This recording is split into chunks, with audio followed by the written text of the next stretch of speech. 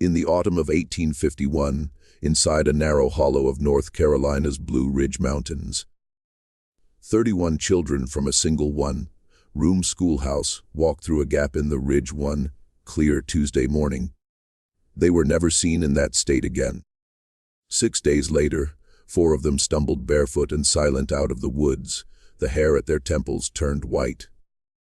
The other 27 have remained, in one official form or another, missing for 175 years. What the county ledger called an accident of weather, what the church called a visitation of providence, and what the 4 survivors refused to speak of until the last died in a state sanitarium in 1928. All of it adds up to a story the county itself tried to bury 3 separate times. The marker that once stood at the hollow's mouth was removed in 1889. The schoolhouse burned in 1902. The land was sold and resold until no living person in the valley could point to where the children had gone. Before we continue with the story of Ashcombe Hollow, please take a moment to subscribe to this channel and turn on the notification bell. Also, in the comments, tell us which state or country you're listening from tonight, because what you're about to hear was written in a diary that a granddaughter handed to a historian in 1971, and what that diary contained has never been read aloud before. To understand what happened on the morning of October 21st, 1851, you first have to understand the place. The settlement of Ashcombe lay in a fold of the Blue Ridge, about 30 miles west of the nearest proper town, which at that time was Morgan. It wasn't a town in any sense we'd recognize today. It was a loose scatter of perhaps 40 farmhouses, a single Presbyterian meeting hall that doubled as the schoolhouse on weekdays, a blacksmith, a grist mill on Pigeon Creek, and a general store run by a widow named Prudence Hollyhock. The people who lived there were of Scots, Irish, and German descent, most of them second or third generation from families who had come down the Great Wagon Road from Pennsylvania in the 1780s.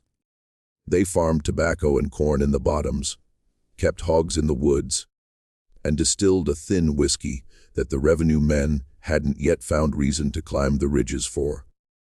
Winters were hard, the drifts in the high passes sometimes closing the road to Morgan for weeks at a time. Summers were green and close, the air so thick with moisture that laundry hung at dawn would still be damp at dusk. The people were, by every account left to us, pious, wary of outsiders, and keepers of long memories.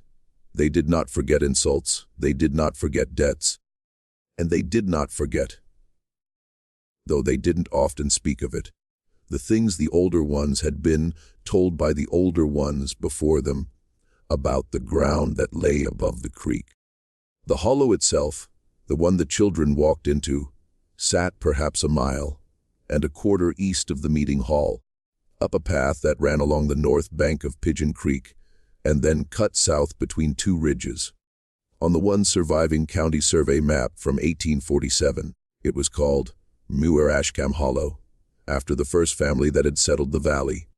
By 1851, it was more commonly called by the older name the original settlers had taken from a Cherokee word they had imperfectly learned, which meant, as best as anyone could translate it, the place where the ground remembers.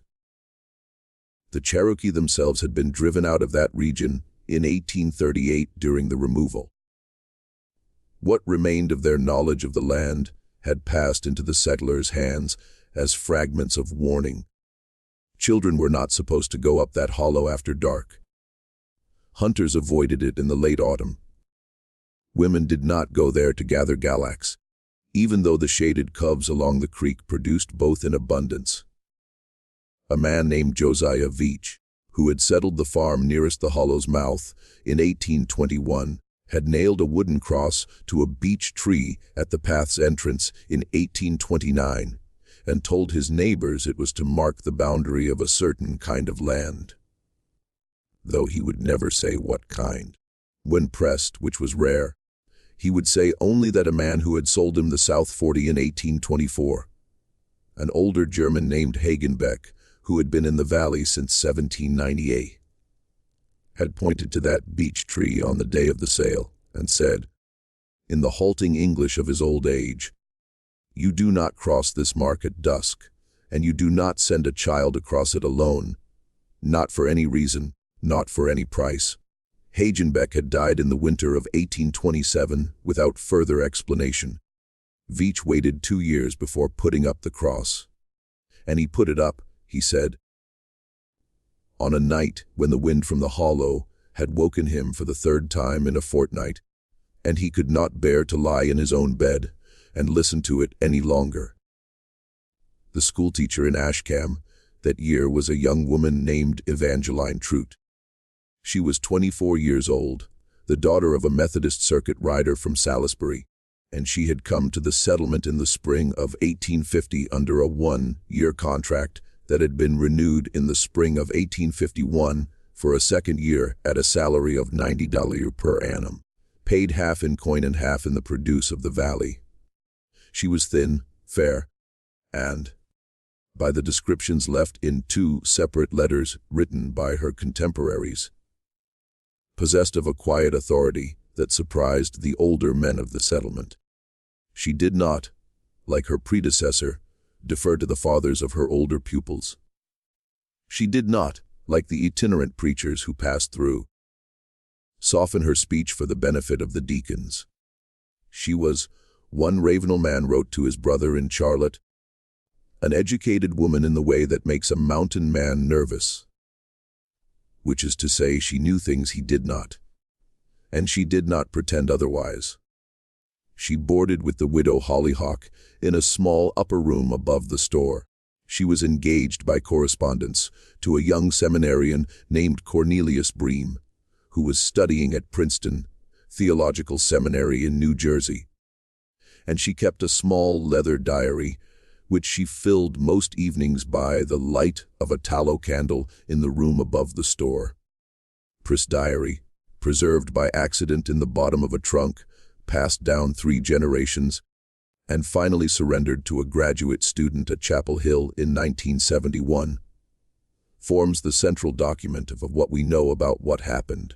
The children she taught numbered 33 in the census she took in September of 1851, ranging in age from 6 to 14.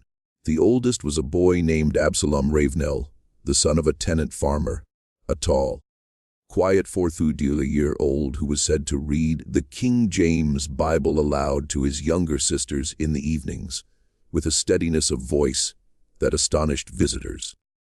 The youngest was a girl named Comfort Pettigrew, who had turned 6 only in August, and who had come to the school, according to Miss Trout's diary, clutching a small rag doll she had named Susanna, and which she would not put down, even during her lessons, until the older girls persuaded her that Susanna was tired and wanted to sleep in her lap. Among the others were 2 sets of twins, the Eakins girls, Mercy and Prudence, aged 11, the Stroop boys, Cullen and Cates, aged 9, and a pair of cousins called the Trask boys, Phineas, who was 8, and Elhanan, who was 10. There was a girl named Verity Pelgrin, who stammered and whom Miss Trout had been teaching to read separately after the school day ended. There was a boy named Thaddeus Orr, who was 9 and who, his mother later recorded, had such a severe fear of water that he would not wade the creek to reach the schoolhouse on wet mornings, but would instead take the long route around by the footbridge.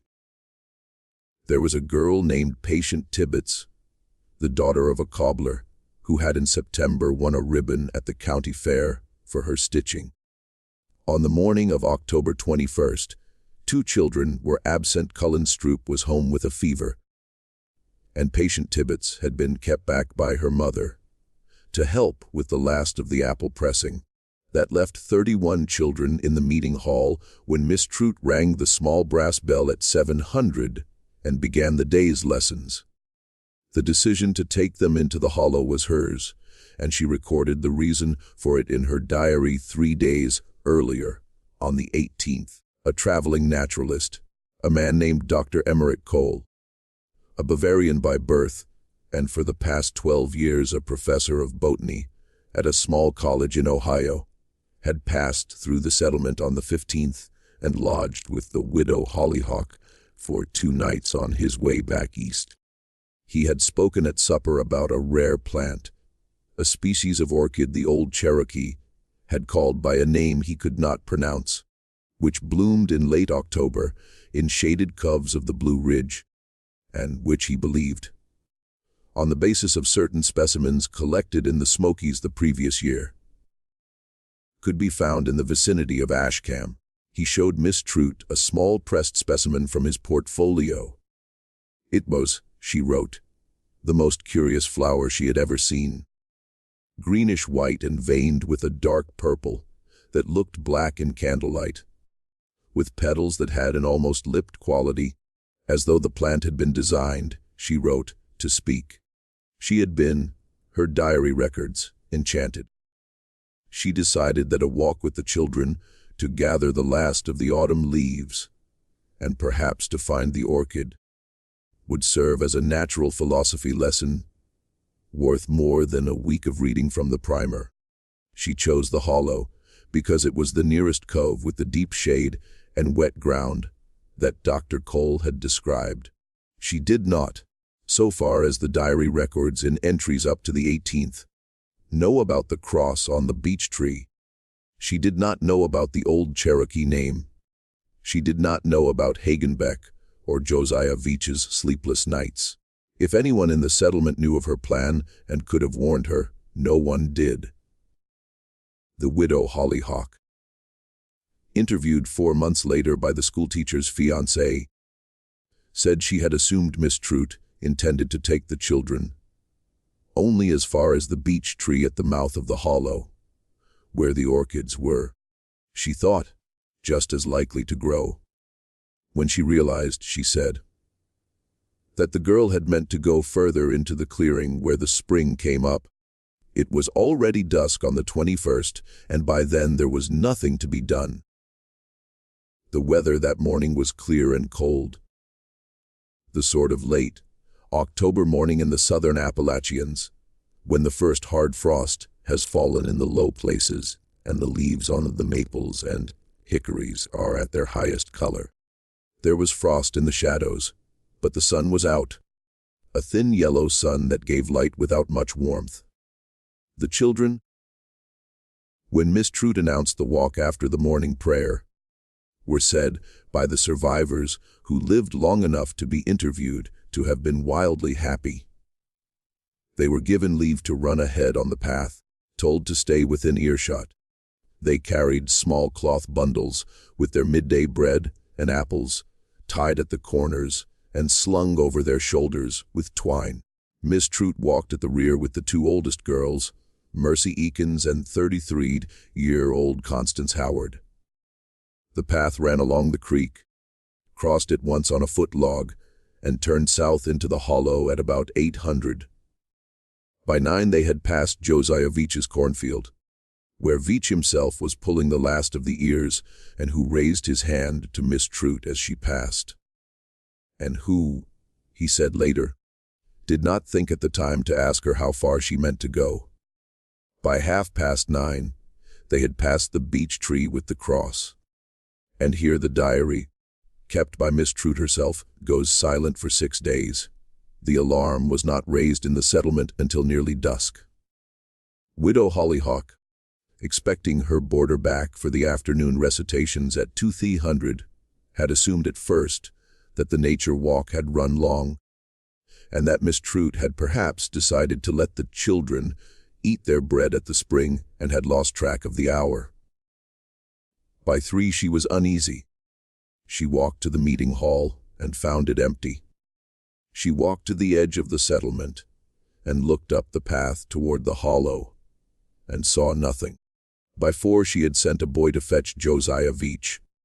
Veitch, still pulling corn in his field, said he had seen the children go up the path that morning, but had not seen them come back. He climbed onto his mule and rode up the hollow himself, calling. The hollow returned his voice in the flat way that coves sometimes do, which is to say not as an echo, but as a muffling, and no voice answered. He rode as far as the clearing at the spring and saw, he said later, only the small cloth bundles folded on a flat rock, and the cores of several apples scattered on the moss. And he did not stay. He was a grown man and a Presbyterian, and not given, he would say when pressed, to fancies. But there was a feeling in that clearing, he said, like standing too close to the edge of a cliff in the dark. He turned his mule and rode out at a pace that was faster than he meant, and he did not look back. By full dark there were 15 men with lanterns and 2 hounds working the paths. By midnight, 40. By the morning of the 22nd, the entire settlement had emptied itself into the woods, and riders had gone to Morgan to fetch the sheriff. Women stayed in the meeting hall and prayed. The blacksmith, a man named Wyland Mulder, did not fire his forge for 6 days. The grist mill stopped turning. The general store opened only for flour and salt. The Reverend Obadiah Ashcam, who was 63 years old and walked with a cane, walked with the rest up the hollow and sat on a log at the edge of the clearing for the whole of the 22nd and 23rd, not speaking to anyone. He later wrote in a letter to his bishop that he had sat there because he had believed at first that if he prayed without ceasing, a sign would be given to him as to where the children had gone. He wrote that no sign was given. He wrote that in the late afternoon of the 23rd, he had heard what he took to be a child, laughing somewhere to the east up the slope, and that he had risen and called out, and that the laughing had stopped, and no child had appeared, and that he sat down again and wept for the first time since his wife's death in 1839. What the search parties found, or rather, what they did not find, was recorded in 3 separate accounts. A report filed by Sheriff Cassian Verlander on October 27th, a letter written by Reverend Ashcam to his bishop in Raleigh on the 29th, and a longer manuscript written years later by the schoolteacher's fiancé, Cornelius Bream, who traveled from Princeton when the news reached him, and stayed in the settlement for nearly 4 months, trying to understand. All 3 accounts agree on the following. The children had gone perhaps 3/4 of a mile up the hollow and stopped in a small clearing, maybe half an acre in size, where a spring came up through mossy stones. There were signs they had stopped their apple cores, cloth bundles left folded on a flat rock, their corners neatly tied, as if their owners had intended to retrieve them shortly, a small pair of pattens set neatly side by side, as if their owner had sat down to rest and slipped them off, a ribbon, pale blue, of the sort commonly used to tie a girl's hair, and a slate pencil, unbroken. From that clearing, no further signs were found. No trail led out. The ground, though damp in places, showed no prints leading away. The hounds would not enter the clearing. 2 of the dogs, the sheriff's report notes with some embarrassment, lay down at its edge and would not be coaxed forward. And one of them whined and bit the man who tried to drag it across the line of the spring. The search continued for 11 days. Men walked the ridges in pairs and threes, beat the laurel thickets with sticks, fired muskets at intervals to signal each other, and walked the creek for 2 miles in both directions. They found a bent hickory branch that might or might not have been broken by a passing child. They found, in a cleft of rock about 400 yards east of the clearing, what one of the searchers, a man named Ephraim Kearse, described as a neat pile of small stones, 11 stones stacked as a child might stack them, which had not been there when the settlement's last hunt had passed through that cleft in early September. Kearse, who had lost a 10-year-old daughter in the walk, dismantled the stack with his hands. What he did not tell the rest of the party, and what his wife only learned from him on his deathbed in 1878 was that beneath the stack he had found a single braid of brown hair tied with a piece of red wool. The braid was his daughter's. He took it home and burned it in the fire that same night because, he told his wife, he could not bear to let the others know. Let this sink in for a moment. 31 children and a grown woman had walked into a half-acre clearing 3/4 of a mile from a settlement of 40 families, and they had simply stopped being there. No blood, no clothing, no disturbance of the ground. The spring flowed as it always had. The leaves lay where they had fallen. If you are finding this story as unsettling as I am, take a second to let us know in the comments where you are listening from tonight. And if you are new here, subscribe so you do not miss the second half of this, because what happened on the 6th day is what the settlement spent the next 50 years trying to forget. The settlement grieved in the particular way isolated mountain communities grieve. There was no weeping in the streets, no bells rung. The women cooked and carried the food to the houses of the families who had lost children. The men sat on the porches and did not speak. A prayer meeting was held on the evening of the 24th, at which Reverend Ashcam read from the Book of Lamentations, and the families of the missing children did not attend. Not one. The Ravenels did not come. The Pettigrews did not come. The Eakins did not come. The Trasses did not come. It was said by a woman named Mahitable Cross, who lived 2 farms over from the Ravenels, that Thomasina Ravenel sat on her front step all day on the 25th and would not go in, would not eat, and would not speak, except once. When her husband tried to take her inside, she said that she was waiting, because a mother knew when a child was coming, and a child was coming. By the 26th, the search had been scaled back to a few men walking the ridges in pairs. By the 27th, it had effectively ended. Sheriff Verlander rode back to Morgan. The settlement, the Reverend wrote in his letter, was a place where no one looked each other in the eye, because to meet another's eye was to see there the same empty place one carried in oneself. On the morning of the 27th, at about 6:30, a woman named Sibby Larkin, who was hauling water from the creek, saw a movement on the far bank. The fog was heavy that morning, she said later, so heavy that she could not see the other side of the creek, until she was almost in the water. She set down her buckets and walked closer. 4 children were standing in the shallows, in water up to their knees, facing upstream. They did not move when she called to them. She waded in, the creek cold enough that she could feel it through her boots, and took the nearest by the arm. It was the boy named Thaddeus Orr, age 9, and he did not look at her. His hair, which had been brown, was white at the temples.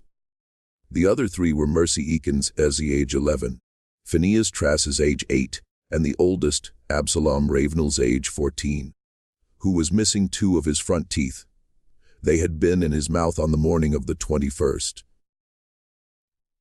Sibby Larkin carried and led them up to the settlement, and there was, she said later, no resistance in any of them. They were neither cold nor warm, did not shiver, did not cry. Their feet, bare, showed no cuts from the stones of the creek bed. Their clothes were the clothes they had gone up the hollow in 6 days before, and the clothes were clean, as though they had been laundered and pressed and put back on.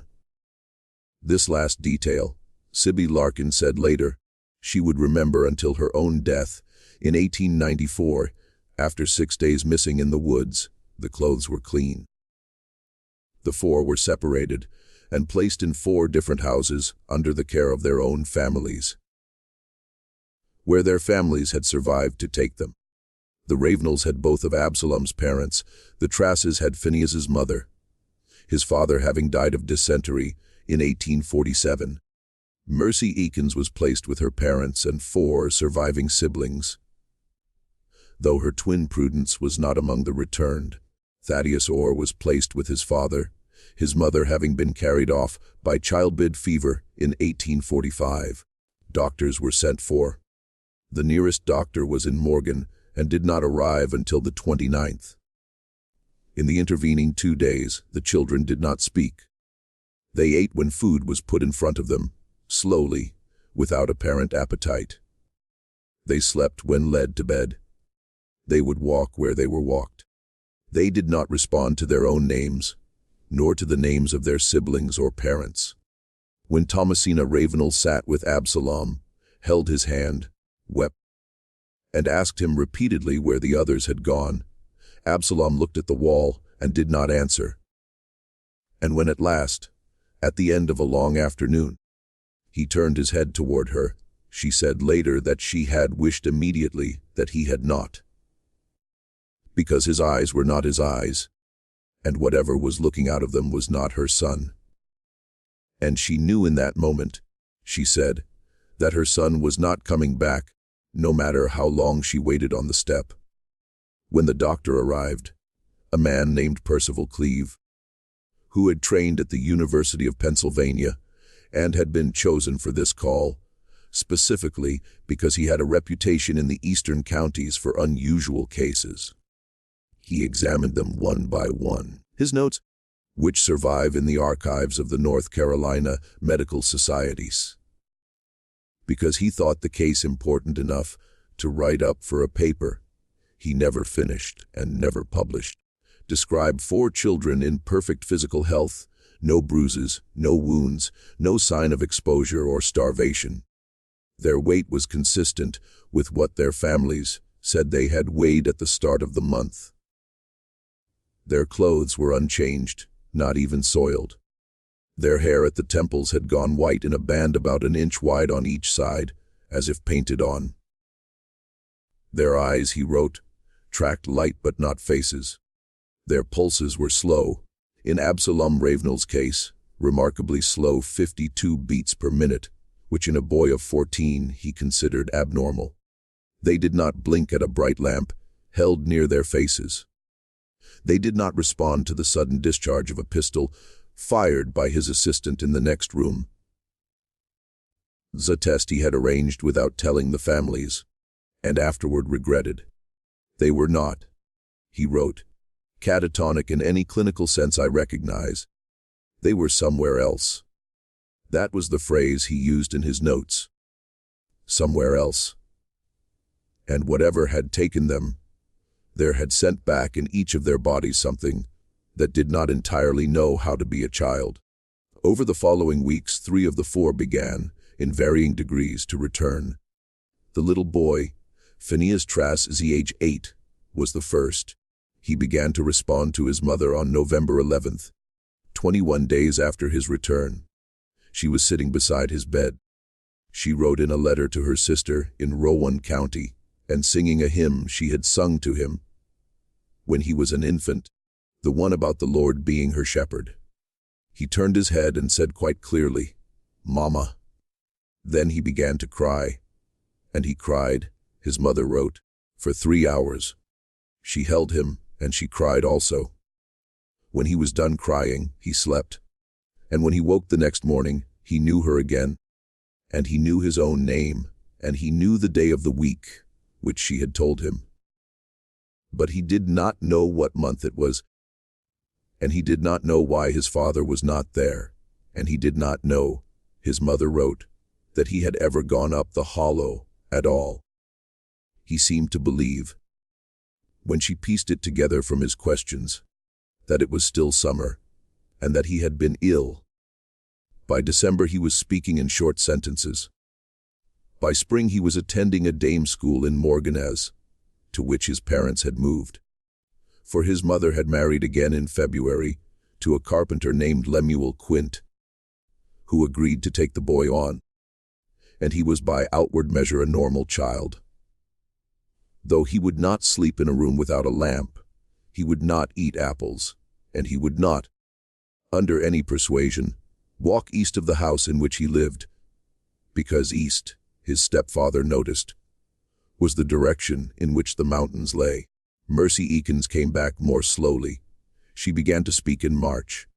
She was withdrawn, her family said, and would stand for long minutes at the window, looking up the valley.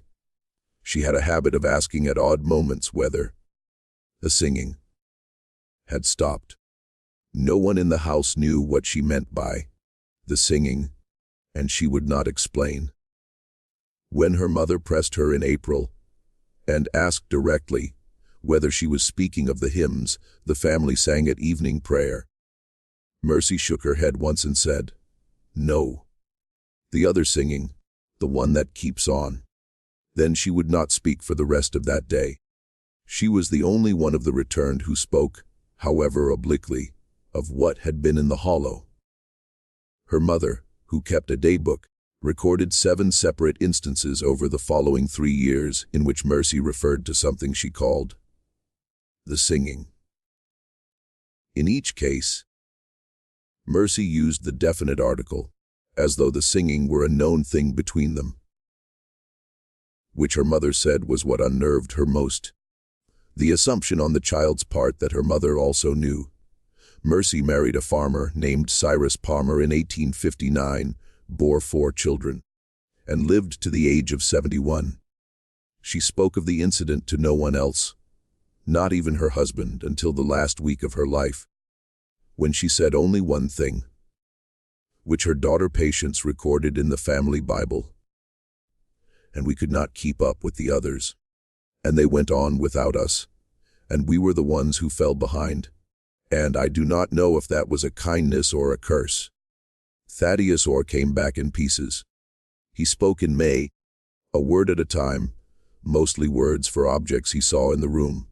By June he was constructing sentences.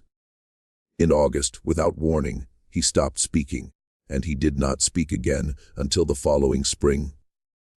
When he resumed, he seemed at first to be a normal 11-year-old. He attended school, helped his father in the fields, and was seen in the summer of 1853, laughing with another boy on the road outside the store. But in the autumn of that year, on the anniversary of the walk, he went into a long silence that lasted through the winter. This pattern, his father wrote, became the shape of his life thereafter. In the autumns he did not speak, and he did not, it seemed, hear what was said to him. In the springs and summers, he was nearly as he had been before. His mother wrote in a letter to her sister that first fall, after his partial recovery, that he was 2 boys. The one who had gone up the hollow, and the one who had come back, and that neither of them was entirely hers. He never married. He worked as a field hand on his father's farm until his father's death in 1868. He was committed to a state asylum in 1871 at age 29. After an incident in which he had walked in an autumn silence 10 miles east from his farm toward the old settlement of Ashcam, which had by then been mostly abandoned, and was found sitting at the mouth of the hollow with his hands on the beech tree that had once held the cross, which had by then fallen. He died at the asylum in 1889. Absalom Ravenel, the oldest, never came back at all. He did not speak. He did not respond to his name. He did not, in the opinion of Dr. Cleve, or the 3 other doctors who examined him over the next 12 years, suffer from any identifiable disease. His appetite was good, his sleep regular, his vital signs stable. He simply did not engage. He lived in an upper room of his parents' house for the rest of their lives. His mother, Thomasina, cared for him as if he were an infant, dressing him, bathing him, reading to him from the Bible in the evenings. Though he gave no sign of hearing the words, his father could not bear to look at him, and ate his meals in the kitchen and slept on a cot in the barn from 1854 onward. When both parents died within a month of each other, in the influenza outbreak of 1863, Absalom was taken in by his uncle Barak Ravenel. When Barak died in 1871, he was committed to the state sanitarium at Morgan. He lived there for 57 more years. The staff knew him as The silent man. He ate what was put in front of him. He walked in the yard when walked. He did not speak. He did not write, though a succession of doctors over the decades tried to teach him to hold a pencil. He did not draw. He did not acknowledge by any sign the staff could detect that any person existed in the world beside himself. He did not appear to see a mirror when one was held in front of him. He did not startle at loud sounds. The only thing he was known to do, recorded in the ward journals over 57 years, was this: on October 21st of each year, between the hours of 3 and 5 in the afternoon, he would stand at the window of his room, whichever window he had been given that year, and face east. He would stand for precisely 2 hours. At 5 o'clock, he would turn, sit on his bed, and resume his usual silence. He did this every year from 1871 to 1927. He died on February 3, 1928, at the age of 91. At the time of his death, he was the oldest living patient in the sanitarium. The day nurse who was with him, a woman named Imogene Darnell, wrote in the ward journal that at 6 minutes past 3 in the afternoon, the silent man opened his eyes, which had been closed since morning, and said, in a perfectly clear voice, 3 words, "They are coming." Then he closed his eyes and died. What had happened in the clearing? Understand that this question consumed the settlement for a generation. It consumed the schoolteacher's fiancé, Cornelius Bream, who interviewed every adult in the settlement during the winter of 1851-52 and left behind a manuscript of some 400 pages, unpublished, now in the rare books collection at the University of North Carolina. It consumed Reverend Ashcam, who preached an annual sermon on the anniversary of the disappearance until his death in 1868, each year pressing his congregation to examine themselves for the sin that he believed had drawn down the judgment, though he never could name what the sin had been. It consumed Dr. Cleve, who returned to the settlement 3 times over the following 20 years to examine Thaddeus Orr and Absalom Ravenel, and who died in 1881 with a drawer full of notes he had never been able to organize into a paper. It consumed Josiah Veach, who went mad slowly over the course of the 1850s and was found hanging in his barn in the spring of 1861 with a note pinned to his shirt that read, "Only I should have cut down the tree.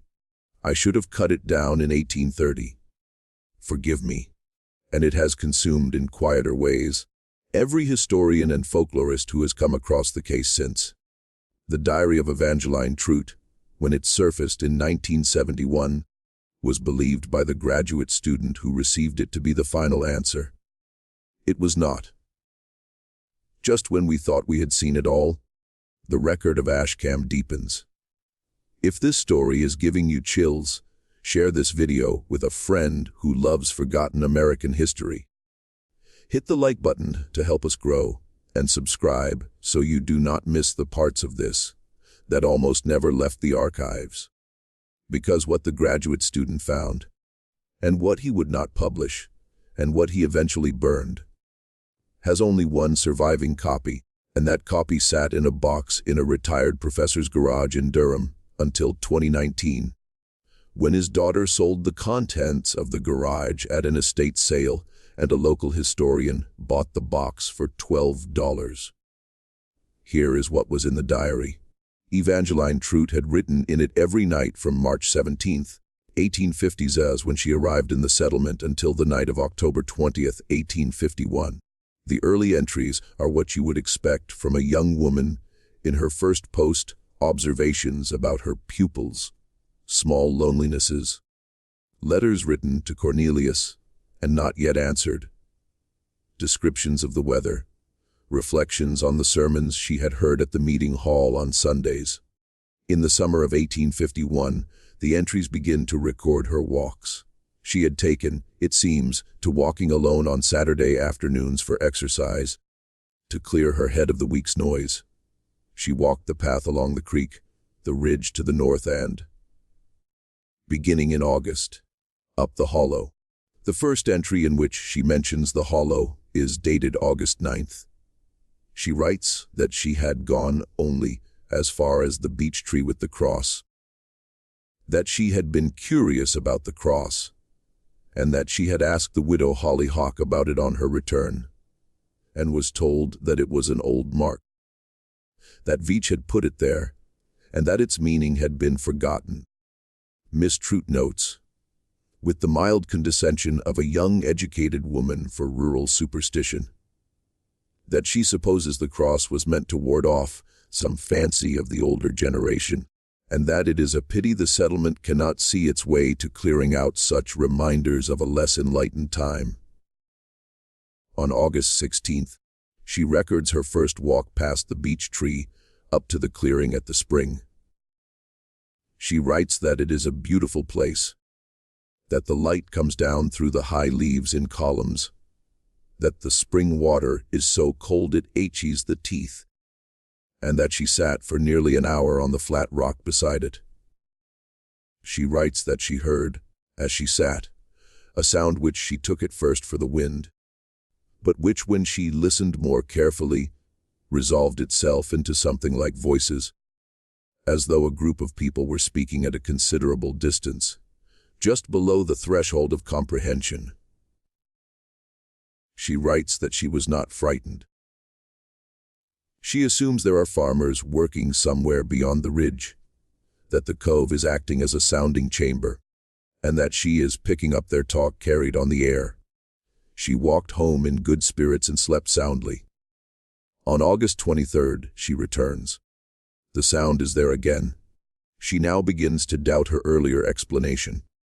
The sound does not have the rhythm of conversation.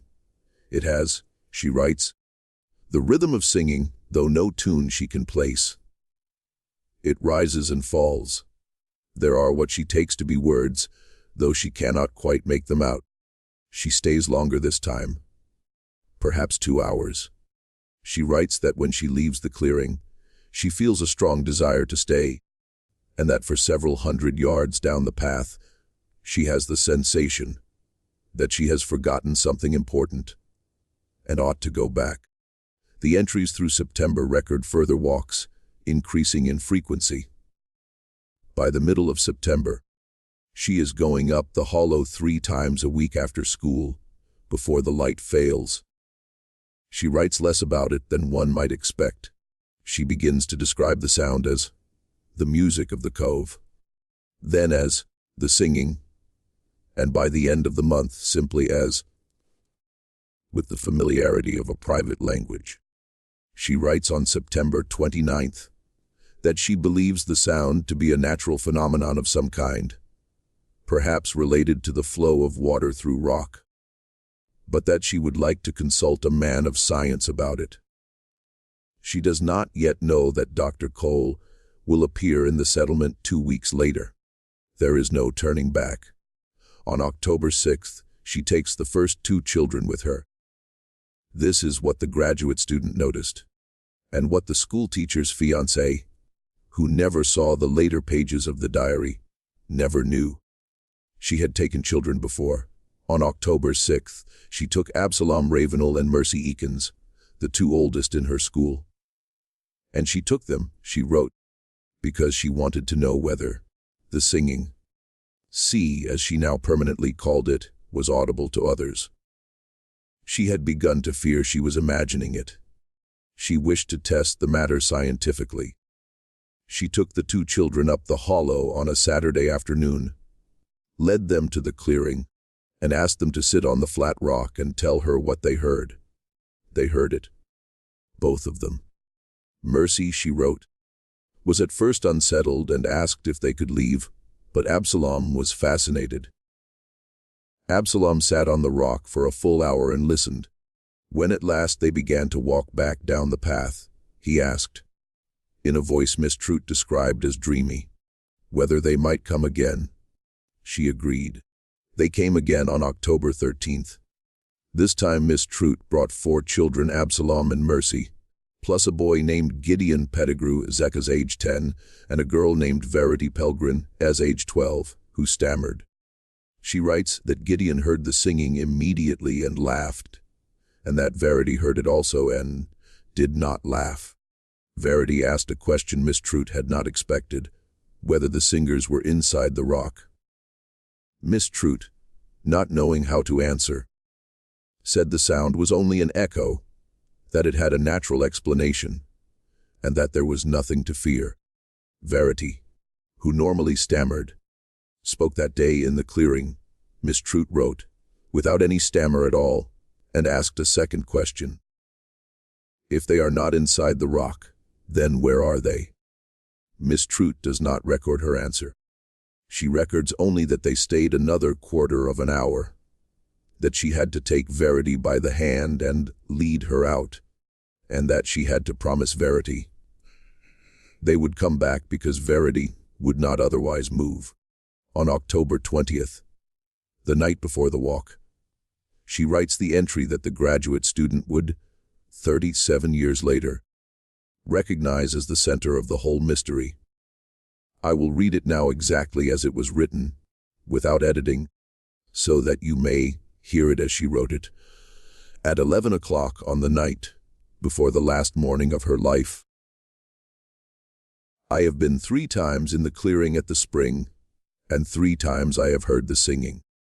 And I cannot tell whether it is the singing of children or of something that has learned to sound like children. Dr. Cole asked me on the evening of the 16th whether I had heard anything unusual in the hollow on my walks. And when I said yes, he did not seem surprised. No, he said. There are places on the ridge where the rock lies in a formation called resonant, and where the wind and the water and the cavities beneath produce, at certain hours and in certain seasons, a sound which uneducated persons mistake for voices. He said the old Cherokee had known these places and had marked them, and that their traditions about them were no more than the natural tendency of the human mind to personify what it cannot explain. He said there was no harm in them, provided one did not go at dusk, because at dusk the ear is less reliable and the imagination more. I asked him whether he had ever been to such a place, and he said he had not. That he was a man of science and preferred to read about them. I confess I did not tell him I had already taken children into the hollow twice before, on Saturday afternoons, because I wished them to hear what I had heard. I did not tell him that on the second Saturday, Absalom Ravenel had said to me, after we had been in the clearing for perhaps a quarter of an hour, that the singing had words in it, and that the words were asking the children to come closer, but only the children, and that the voice would not speak to me because I was too old.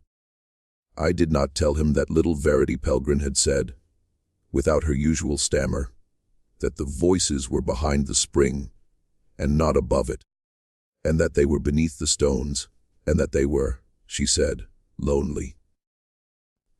I did not tell him that when we left that afternoon, 2 of the younger children had not wanted to leave, and that I had had to carry Gideon Pettigrew out. I did not tell Dr. Cole any of this because I was, I confess, ashamed to admit that I had taken children up the hollow without the permission of their parents, and I was aware that to confess it would invite reproach. I have decided I will take them tomorrow, all of them together, as a school outing sanctioned by the committee, so that we may hear it as a class and discuss what it is. I am convinced that Dr. Cole is correct, and that the sound has a natural cause, and that the children's fancies about it will dissolve in the light of understanding. I am certain this is the right course. I am writing this at 11, and I will try to sleep. There is a wind in the eaves tonight, and for a moment I thought I heard the singing again. Though we are 1.25 miles from the hollow, which is of course impossible. That is the final entry, though the diary continues with blank pages for the remainder of the book. Miss Trout was, as has been said, never seen again. Her body was never recovered, her fiancé Cornelius Bream. Records in his long manuscript that her boarding room was left exactly as she had left it on the morning of the 21st her bed was made. Her hairbrush and small mirror were on the washstand, and the diary lay open on the table beside the candle. Open not to the entry for the 20th, but to the entry for August 16th, the day of her first walk to the spring. He does not explain why the diary was open to that page. He does not explain why the candle had been allowed to burn down to nothing when Miss Trute's habit, which the widow Hollyhock confirmed, was always to snuff it before leaving the room in the morning.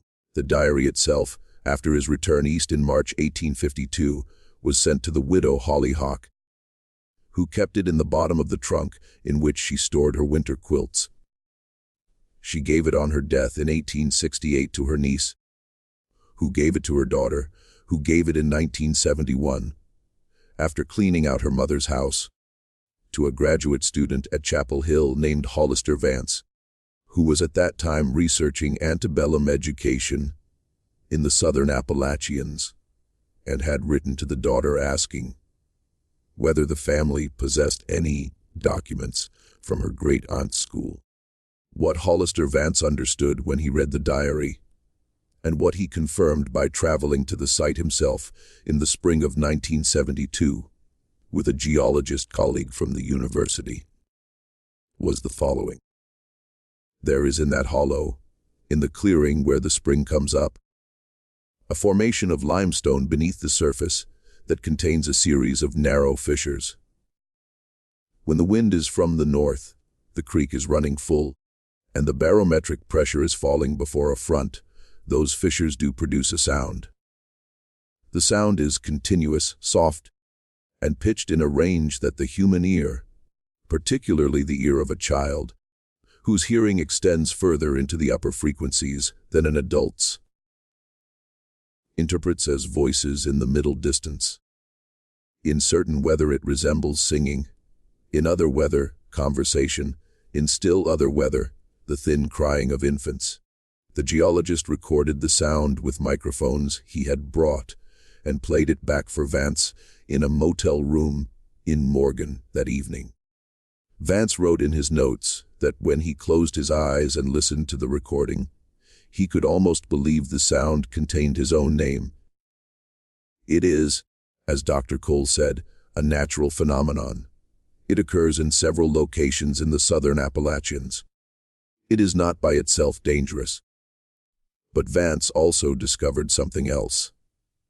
He found, in the records of the settlement preserved in the county courthouse at Morganton, that there had been previous disappearances, not on the scale of 1851, but disappearances all the same. A hunter named Lemuel Gaither had vanished in the hollow in 1814.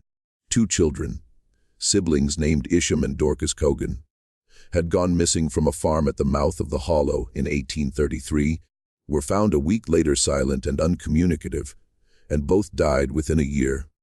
A traveling peddler named Ezra Mace had disappeared in 1844, and his abandoned cart was found at the beech tree with the cross.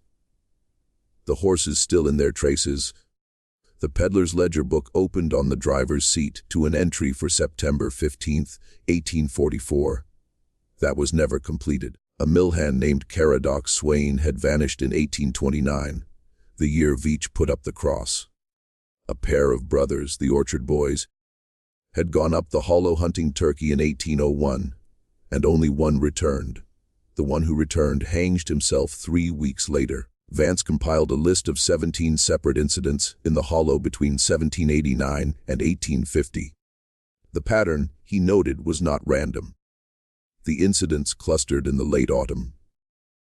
They clustered in years following wet summers, and they clustered, most disturbingly, in years in which the population of the settlement had increased, as though the hollow were responding to pressure or to opportunity. Vance also found, in the Cherokee ethnographic records held at the Smithsonian, a reference to the place which translates not as the place where the ground remembers, but more precisely as the place that keeps what it takes. He court of Cherokee Prohibition, recorded by ethnographer Nadine Mooney in 1889, against bringing children to the clearing under any circumstances, and specifically against bringing them in numbers greater than one. The ethnographer had not understood the specificity of the prohibition and had dismissed it as a local superstition. Vance, with the diary in front of him, understood it exactly. One child at a time, the tradition said. Never more. Miss Trout had brought 2 on October 6th, 4 on October 13th, 31 on October 21st. Vance came to believe, and this is where his dissertation advisor, a professor named Lanford Tremaine, warned him against publication, that the sound in the clearing was not the cause of the disappearances. It was the lure. Something else in that place. Something he did not name in his notes, because he could not find a name for it. Used the sound to draw prey in, and the prey it preferred, the tradition implied and the pattern confirmed, was children. The evidence for his interpretation was circumstantial. Based on the Cherokee Prohibition, the pattern of disappearances, the condition of the 4 returned children, the testimony of Absalom Ravenel's mother, that whatever looked out of her son's eyes was not her son, and on one further piece of evidence he found in the state sanitarium records when he obtained permission to examine them in 1974. That piece of evidence changed everything. He found that on the afternoon of February 3rd, 1928, at the precise minute that Absalom Ravenel spoke his last 3 words and died, a patient in a ward on the other side of the building, a woman named Orpha Quill, who had been committed for hysterical melancholia in 1917 and was 63 years old at the time of her death, had also died. Her death certificate listed natural causes. The ward journal for her ward, however, recorded that she had died in exactly the same manner as Absalom. She had been silent and unresponsive for her entire decade at the sanitarium, and at 3 o'clock on the afternoon of February 3rd, she opened her eyes and said in a clear voice 3 words. The same 3 words. They are coming, and then closed her eyes and died. Vance traced her history back. She had been committed in 1917 from a boarding house in Asheville, where she had been living alone under the name Orpha Quill for 24 years. She had appeared in Asheville in 1893. The boarding house keeper said she had come up the mountain road on foot alone, dressed in the fragments of a child's pinafore, though she was by then a woman of 48. She had not been able to give her name. The name Orpha Quill was one the boarding house keeper had chosen for her in order to have something to write in the ledger. She carried, when she arrived, a single small object, which the boarding house keeper kept with her effects until her commitment. It was a pressed flower. It was a greenish, white orchid veined with dark purple that looked black in candlelight. It was a species that did not grow in North Carolina and had never been cataloged by any botanist. It was the flower doctor, Emmerich Cole, had shown Miss Trout in the upper room of the Hollyhock store on the evening of October 15th, 1851. Vance traced the woman's history further. Through features on her death photograph, through dental records the sanitarium had kept, and finally through the shape of a small birthmark on her left wrist, which had been noted by the admitting doctor in 1917, and which matched precisely a birthmark described in Evangeline Trout's diary in an entry from the spring of 1851, in which Miss Trout had described her youngest pupil, a girl named Comfort Pettigrew, who had been 6 years old on the morning of October 21st, and whose rag doll named Susanna was found 4 days into the search on the flat rock beside the spring, where she had left it when she had walked further into the clearing than any of the others had walked. Orpha Quill had been Comfort Pettigrew. She had walked into the hollow at age 6 in 1851, and she had walked out of it at age 48 in 1893, 42 years later, carrying a flower that had not existed in the world, and she had lived for another 35 years in silence. And she died at the precise moment that Absalom Ravenel died, and she spoke his same last words. Vance's manuscript ends there. He did not know what to do with what he had found. He wrote in a private letter to his advisor, which Tremaine kept, and which was in the garage box sold in 2019, that he felt he was looking through a window into something that should not be looked at, and that he had begun to dream, on the nights after he read the sanitarium records, of a clearing he had visited only once. He burned the manuscript in 1978, the copy that survived, the one bought at the estate sale in 2019, is a carbon duplicate he had made in 1976 for his advisor and had forgotten about. The historian who bought it, a woman named Marta Wexler of the State Archives, has not published it either. She has, she said, when I contacted her in the summer of 2024, no intention of ever doing so. She believes, as Vance came to believe, that the clearing is still there. She believes the spring still runs. She believes that in the right weather, the fishers still sing. And she believes, though she will not say exactly why, that the other 27 children who walked into the hollow in 1851 are still, in some sense she does not wish to articulate, unaccounted for. She has been to the site once. She will not go again. One final detail, and with it we come to the end of what can be known. In 2006, a hiker on the Appalachian Trails, which passes within about 3 miles of what was once Ashcam Hollow, reported to a park ranger that he had become disoriented in a fog, wandered off trail, and come upon a small clearing with a spring in it, perhaps half an acre in size.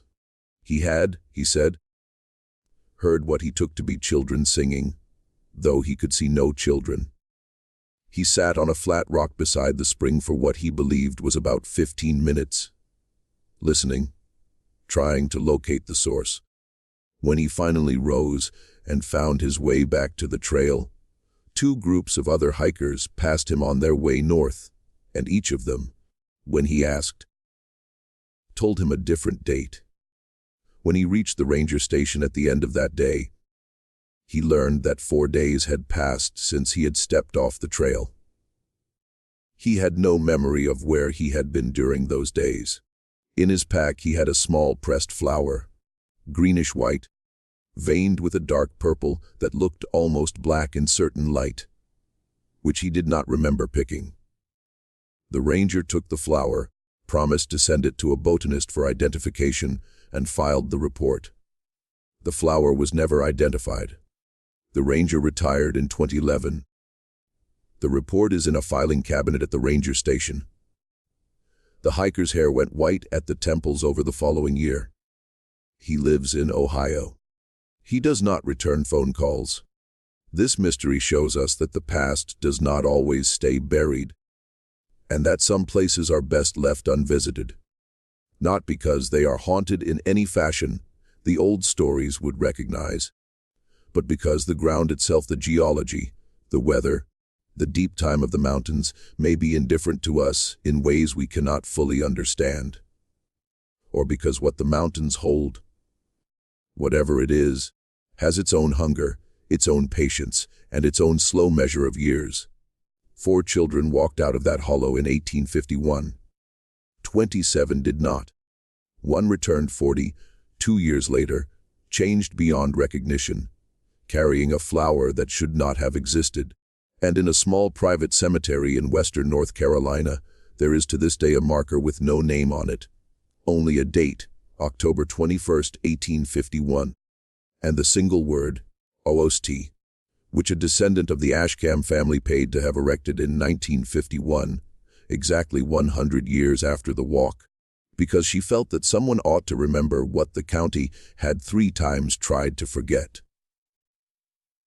She told the stonemason, who told his apprentice, who told a local reporter, who wrote it down in a notebook that was never published, that she had been haunted all her life by a feeling she could not name. A feeling that came to her strongest in the late autumn. A feeling as though somewhere just below the threshold of hearing, a group of voices were singing and were calling her by name and were asking her to come closer. Only the children, they said. Only the children. But she had never been a child again since the day she learned the story. And so she was safe, she said, from whatever it was. And she hoped that by raising the stone, she might somehow discharge the debt that her family and her county and her country owed to those 27 who had gone and had never come back. What do you think of this story? Do you believe the graduate student Hollister Vance was right about what lived in that clearing? Or do you believe the whole affair has a simpler, sadder explanation? A teacher who meant well, a geological curiosity, a community that could not bear the weight of what it had failed to prevent, and a woman who wandered out of the mountains, half a lifetime later with a flower in her hand, and a silence in her throat that no doctor could open. Leave your comment below and tell us what you think truly happened in Ashcam Hollow. If you enjoyed this tale and want more forgotten American histories like this one, subscribe, hit the notification bell, and share this with someone who loves dark mysteries. See you in the next.